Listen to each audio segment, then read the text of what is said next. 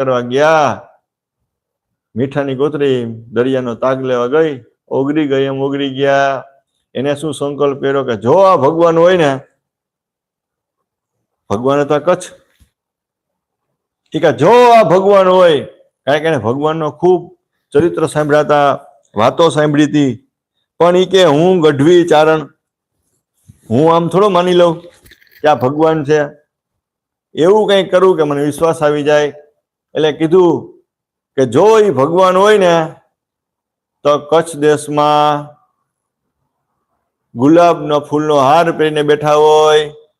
હવે કચ્છ દેશમાં રણ વિસ્તાર, ત્યાં ગુલાબ થાય નહીં, અશક્ય જ છે, ગુલાબ થાય જ નહીં, એટલે ગુલાબનો હાર પહેરે નહીં.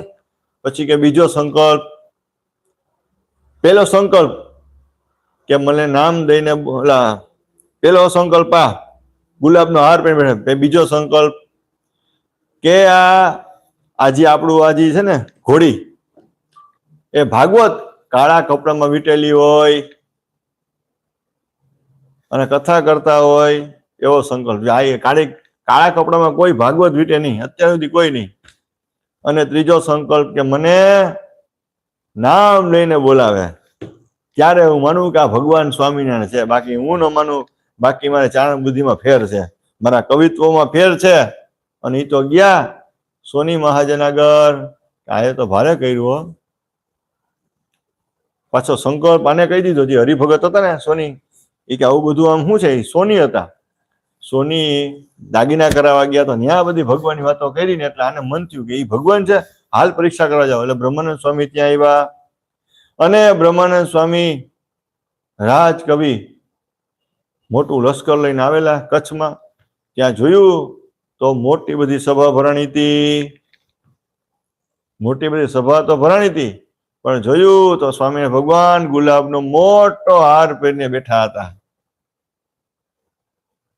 પેલો સંકલ્પ પૂરો થઈ ગયો.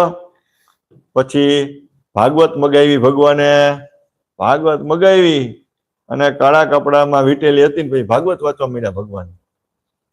બીજો સંકલ્પ પૂરો થઈ ગયો અને મહારાજ એને સામુ દ્રષ્ટિ ફેંકી કે આવો ભગત આવો, નામ લઈને બોલ્યા બ્રહ્માનંદ. બ્રહ્માનંદ સ્વામી તો દીક્ષા પછી એનું નામ પેલું કઈક બીજું હતું, એને નામ દઈને બોલાવ્યા અને પોતાનો જે ગુલાબનો હાર હતો ને ભગવાને પોતે પહેરાવ્યા.